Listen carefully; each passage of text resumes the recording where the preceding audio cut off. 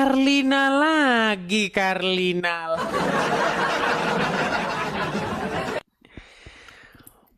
Oke, nggak apa-apa lah ya. Kita kasih kesempatan kepada Karlina. Karlina, silakan nyalakan kamera. Iya, halo, assalamualaikum. Masih mengucapkan salam kepada saya. Sungguh kamu nekat yang nyata. Ya, Karmila. Karmila. Kamu ini kan sudah sering nonton channel saya. Iya, betul. Kenapa kamu tidak percaya dengan apa yang saya katakan? Kan di dalam Islam tidak boleh mengucapkan salam kepada non-muslim. Kok kamu mengucapkan assalamualaikum kepada saya? Sebentar, saya tanya dulu. Arti assalamualaikum itu apa sih? Ya, mengucap salam. Artinya, Kan bahasa orang Islam Indonesianya harus, apa? ya salam. Kan nggak tahu Ya kan? kalau Sudah saya bilang teman-teman, orang Islam itu dia nggak ngerti dia ngomong apa. Sholat nggak ngerti dia. Assalamualaikum aja nggak tahu orang Islam. ya, assalamualaikum itu mengucapkan salam. Mari kita ucapkan salam. Assalam. Kan Mari kalau kita sekolah kan ucapkan salam. Bahasa Indonesianya assalam. Itu bahasa Indonesianya apa? Assalam ya mengucap salam kan Islam harus begitu Siapa ya yang pokoknya itu Islam. Saya hari ini percaya sama Muhammad, teman-teman. Benar kata Muhammad bahwa otak perempuan Islam itu tinggal setengah, yang setengah nggak tahu kemana. Kok itu Apa bedanya assalamualaikum dengan assalamualaika? Assalamualaikum ya sama. Bedanya apa Sama. dengan assalamualaikum? Bedanya kalau assalamualaikum kita kan bertamu itu harus mengucap salam. Kalau assalamualaikum kita Gini. selawat kepada Jadi Nabi. ini kebanyakan gini teman-teman, kita kan sering nonton sinetron ya. Ketika orang nonton sinetron ngetok pintu itu kan, assalamualaikum, assalamualaikum. Jadi saya kasih tahu apa arti assalamualaikum gini. Arti assalamualaikum itu sebenarnya artinya bagus. Arti assalamualaikum itu adalah damai sejahtera atas kamu sekalian. Salam, aslinya keselamatan atas kamu. Itu maksudnya assalamualaikum itu. Kalau kum itu berarti banyak orang. Kalau cuma satu orang itu bukan kum tapi ka. Assalamu alaika. Ka itu kamu tapi satu. Kalau kum itu kamu tapi banyak. Inilah orang Islamnya. Assalamualaikum artinya permisi kata mereka. Makanya kalau kita nonton film sidul anak sekolah, ya kan, ketika Mandra marah-marah gitu kan, Mandra lagi marah, dia permisi tapi assalamualaikum sambil pergi dia. Assalamualaikum. Permisi maksudnya begitu. Padahal assalamualaikum itu artinya bukan begitu. Masa damai sejahtera atasmu diucapkan dengan cara Jadi saya bilang teman-teman, saya tidak berlebihan ketika saya mengucapkan orang Islam itu memang sering mengulang bahasa Arab, sering mengucapkan bahasa Arab tapi tidak mengerti artinya. Dan kata munzir, kata Ustadz Munzir Situmorang, orang Islam itu kayak keledai. Yang ngomong Ustadz Munzir Situmorang.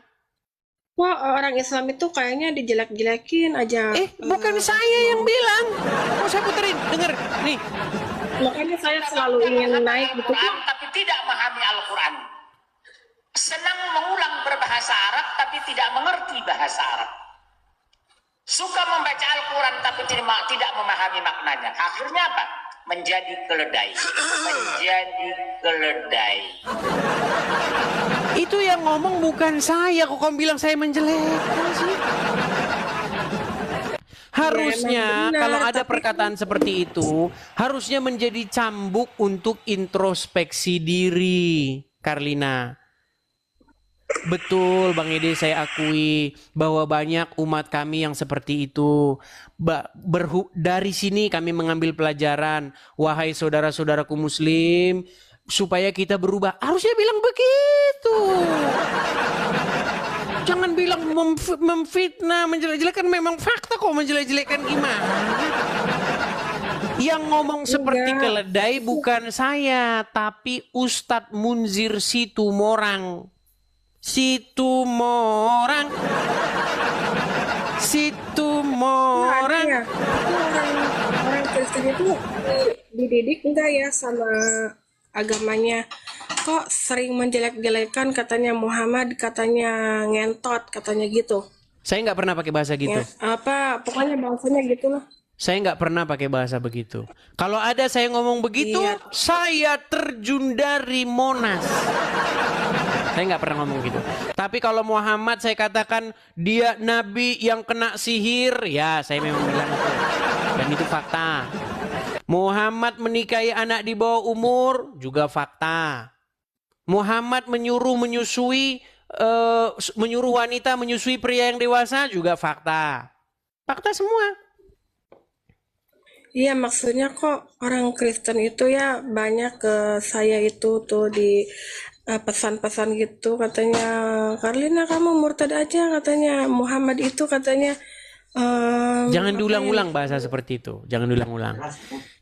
Kamu kan lagi ngomong sama saya, Karlina. Saya tidak pernah mengatakan yang demikian itu. Bahasa-bahasa saya selalu saya ukur. Walaupun kadang-kadang bahasa saya itu sarkas, tapi tetap saya ukur. Supaya tidak menggunakan bahasa-bahasa yang bahasa-bahasa nggak sopan. Tapi yang saya katakan bener nggak? Gini aja, selama saya buka forum begini, pernahkah kamu dapati perkataan saya tentang Muhammad yang merupakan fitnah terhadap Muhammad? enggak, maksudnya kok itu orang-orang Kristen semenjak ada didikan-didikan kayak gini nih, kok kebanyakan dia melecehkan Saya sudah orang sering Islam bilang, gitu. saya sudah sering bilang, Kristen, kalau kamu Kristen, kamu bahasamu kayak seperti itu, kamu gak ada bedanya sama mereka. Sudah sering saya bilang, tapi ya namanya juga memang ada juga yang botol-botol juga ada. Makanya saya bilang, kalau kamu Kristen, tunjukkan kamu itu kalau ngomong itu bahasanya yang benar. Begitu. Coba sekarang begini, Karlina. Tadi kan saya bilang sama kamu bahwa Muhammad mengatakan akal wanita itu hanya separuh, nggak sempurna akalnya. Kamu tahu nggak Muhammad bilang begitu? Di Al-Quran bukan. Di hadis dan Kalau ada dikonfirmasi mana oleh Al-Quran. Ya mana itunya apa? Baik, kita ajari Tulisannya lagi dia pengen ya. baca. Ini kursus nih teman-teman. Makanya Pak Ustadz Abdul Somad, bayangkan Ustadz Abdul Somad kalau ngisi kajian, dia udah pasang tarif itu. Kalau saya ngisi kajian Muslim gratis, Muslim nonton gratis. Nih ya, saya tunjukkan. Apakah hadis itu didukung oleh Al-Quran? Karena kalau hanya hadis saja kan kamu sekarang udah gak percaya hadis. Saya balikan kamera saya. Ya, mengenai akal wanita muslimah yang separuh, tidak sempurna. Cacat akal wanita muslimah itu menurut Muhammad. Perhatikan. Wanita, agama, dan akalnya. Perhatikan. Apa kata Muhammad? Perhatikan ya. Di dalam sebuah hadis, saya bacakan terjemahannya. Muhammad bilang begini. Tidak pernah aku melihat yang kurang akal dan agamanya, namun mampu menghilangkan keteguhan laki-laki yang teguh, melebihi kalian, wahai para wanita. Maka para wanita bertanya kepada Nabi, apa maksudnya kami kurang akal dan kurang agamanya, wahai Rasulullah? Nabi menjawab, bukankah persaksian wanita itu semisal dengan persaksian setengah laki-laki? Ini ada dalam surat Al-Baqarah. Dalam surat Al-Baqarah, 2 orang wanita itu setara dengan 1 pria. Jadi kalau 1 wanita ngomong tuh nggak dihargai, dianggap omong kosong. Ya, Nabi menjawab, bukankah persaksian wanita itu semisal dengan persaksian setengah laki-laki? Mereka menjawab, iya, benar. Nabi melanjutkan, itulah kurang akal. Ini hadis nih. Menurut Al-Quran, kalau misalnya di dalam persidangan nih, misalnya di dalam persidangan, kamu lihat nggak dia mencuri? Ada 1 wanita bersaksi. Kesaksiannya itu tidak dianggap. Siapa?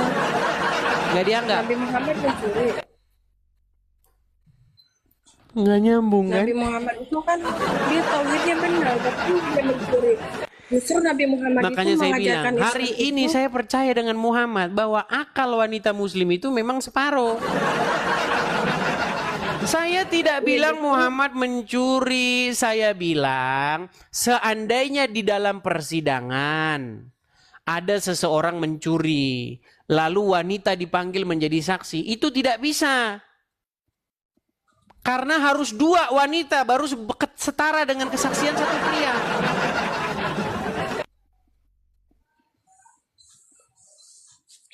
Inilah saya, makanya orang muslim ini baca Quran nggak dibaca. Mau saya baca ayat Qurannya? Mau saya baca ayat permohonnya? Hah? punya ayat Al-Quran, ayat ada Qur'an, Coba surat buka, hadis. coba persaksian 2 orang wanita. Hmm.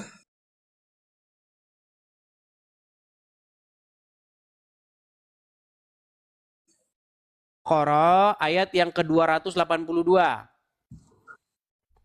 Saya bukakan ya, Al-Baqarah 2. Coba kamu baca saja, Al-Baqarah 282.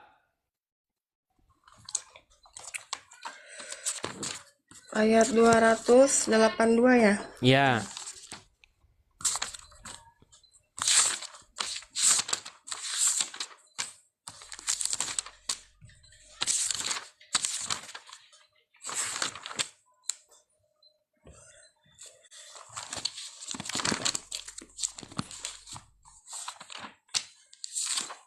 Silakan.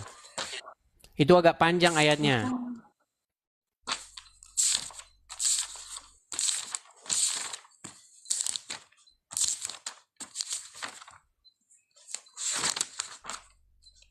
Ada nih ya, kesaksian dalam itu kan kesaksian dalam muamalah.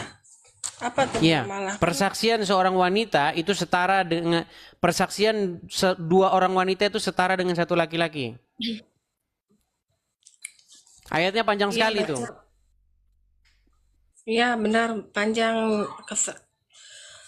Mau dibacakan apa? Siapa yang Ya, baca kamu nih? nggak sanggup kamu baca itu kan udah saya bilang akalmu kurang separuh. Gimana? Nggak sanggup, maksudnya orang Kristen itu Gini pintar saja, membaca. Karlina. Saya cuma pesan sama kamu begini. Coba kamu mendalami dulu agama Islam sebelum kamu naik ke sini.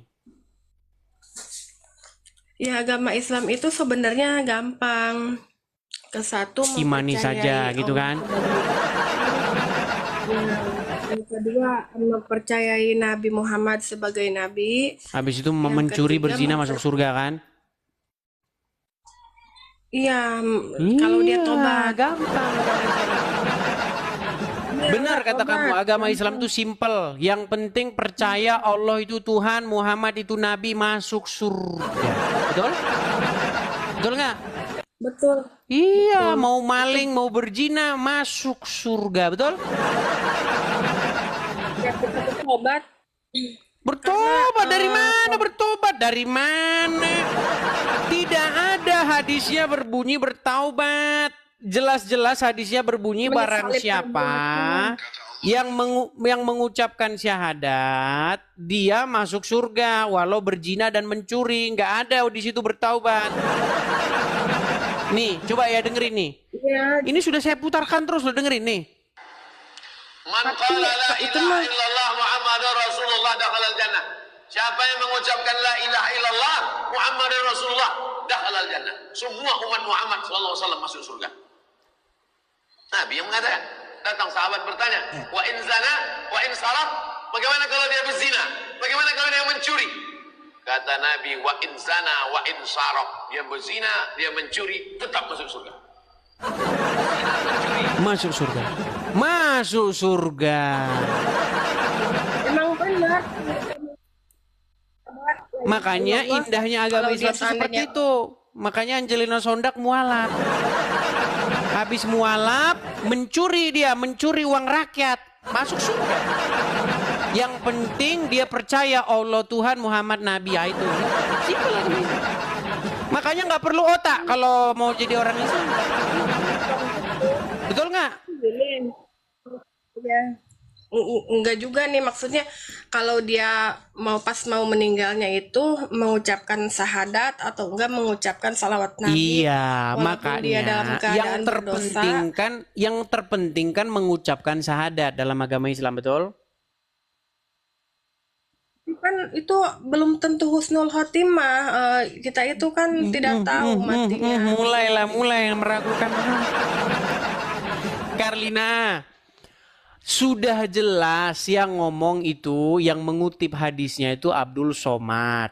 Nggak ada di situ bertaubat. Iya, tapi Mau saya bacakan hadisnya? Kalau ada Walaupun kata-kata kita- bertaubat di situ, saya lompat dari Monas. Mau saya tunjukin hadisnya? Di dalam sebuah hadis itu tidak ada dikatakan kalau bertaubat. Barang siapa yang mengucapkan kalimat syahadat, maka dia masuk surga. Ada sahabat bertanya, "Ya Rasulullah, sekalipun dia itu berzina, sekalipun dia mencuri, asal dia mengucapkan syahadat masuk surga?" Iya, kata Muhammad, iya. memang betul. Tapi kalau dia mati dalam keadaan bertaubat, tapi kalau dia Itu mati bertobat dalam itu kamu keadaan tambah-tambahin. mati itu Di ada- mana mati dalam keadaan bertaubat? Yang ada jikalau seseorang mengucapkan syahadat, bukan jikalau seseorang bertaubat. Lina, tahu nggak bedanya bertaubat dengan mengucapkan syahadat? Dua-duanya sama itu. Bertobat pun bisa memasukkan ke surga, bersahadat pun sama. Ada nggak orang yang mengucapkan syahadat aja, nggak bertobat? Ada. Iya, dia terus dari mana mendapatkan kamu simpulkan bahwa mengucapkan syahadat dan bertobat adalah perbuatan yang sama? Sulit karena ngomong dengan sama anu ini. bertobat- Pantas Muhammad bilang, kebanyakan dari kaum wanita itu penghuni neraka. Maksudnya dengan bertobat pun kita bisa diampuni dosa kita. Dengan membaca syahadat pun Diampuni. bisa kita. Coba buka surat Al-Tahrim ayat 8. Apa janji Allah kepada orang-orang yang bertaubat? Diampuni dari mana? Surat Al-Tahrim. Coba sebelum kamu buka, kalau orang taubat nasuha, bertobat dengan sungguh-sungguh, pasti diampuni Allah nggak? Kalau dia bertobat nasuha, lalu dia tidak melakukan dosa lagi, iya sudah dihapus dosanya di dunia. Pasti Jadi diampuni. tidak ada lagi di akhirat. Pasti Maksudnya diampuni. tidak ada lagi. Sebentar, Iya, kalau dia Karlina, seandainya- coba lihat ke sini, fokus ke sini, Karlina. Kalau seseorang taubat nasuha, banyak yang nggak tahu di bawah taubat nasuha itu apa. Taubat nasuha itu adalah taubat yang paling murni. Dia tidak akan mengulangi lagi. Itu namanya taubat nasuha. Janji Allah apa terhadap Ya, orang-orang betul. yang melakukan taubat nasuha? Diampuni nggak? Pasti diampuni nggak? Janji Allah akan mengampuninya dan akan mengganti kebaikan. Iya, pasti akan diampuni nggak? menghapus keburukan. Kalau dia tidak mengulanginya lagi, tidak ada lagi apa yang namanya ditagih di akhirat gitu. Maksudnya kan kalau dia berbuat dosa tuh, kan dia di akhiratnya akan ada ibaratnya hukuman. Kalau dia bertobat, Panggil ambulan. Teman-teman kirimi saya Paramek ya. Kirimi saya Paramek. kan katanya nanya kan aku mau menjawab benar kan? Karlina, Kan kalau Iya. saya tanya, pasti diampuni atau tidak? Kalau kita bertobat sungguh-sungguh dan memohon maaf dengan mengeluarkan air mata, ya Allah ampuni, kan Allah Maha Pasti. Rahman Rahim. Pasti diampuni nggak? Ya pasti, iya pasti Oke, baca surat diampuni. At-Tahrim ayat 8.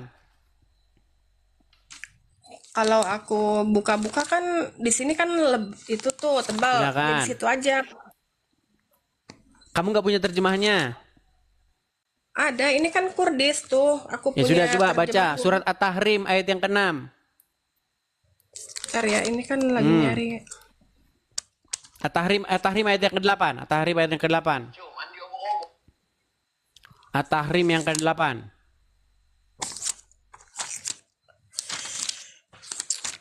Ini kok kayaknya belum, enggak itu sih apa? Ada sih tapi Nyari surat At-Tahrim aja dia nggak ketemu. Jangan-jangan sudah dihilangkan itu sama Pak Ustadz. Mengatakan bahwa nanti jangan sampai dibaca sama Karlina. Coba bukakan surat At-Tahrim. Bacakan. belum dapat. Belum dapat. Ini harus dicari. Ini ada juga atau ada sih semuanya kan komplit ini. Tapi belum ketemu maksudnya bukan belum ada, belum ketemu. Surat At-Tahrim ayat yang ke-8. Surat At-Tahrim itu surat yang ke-66. Kalau Arab. Jadi saya ulangi sekali lagi ya teman-teman ya. Alasan seseorang masih Islam karena dia nggak pernah belajar agama Islam.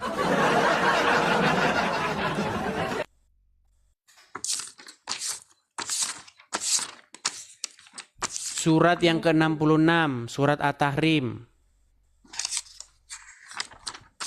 Surat yang ke-66 itu surat As-Saff jangan. Coba saya cek dulu benar nggak surat At-Tahrim itu surat yang ke-66. Iya benar, surat yang ke-66. At-Tahrim. An-Nahl. An-Nahl masih jauh. An-Nahl itu Quran surat yang ke berapa itu? Masih jauh. Surat ke-66. Udah kalian lihat kan, seorang muslim buka Qur'annya aja. Makanya kalau ada orang muslim bilang, banyak kami hafiz Quran. Bohong. Gak ada orang yang hafal Quran. Omong kosong.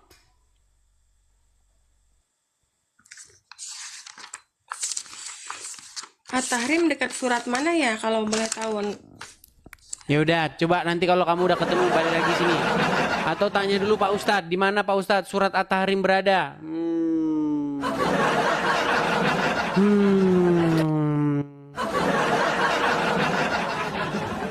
Makanya teman-teman harus siap-siap dekolgen param.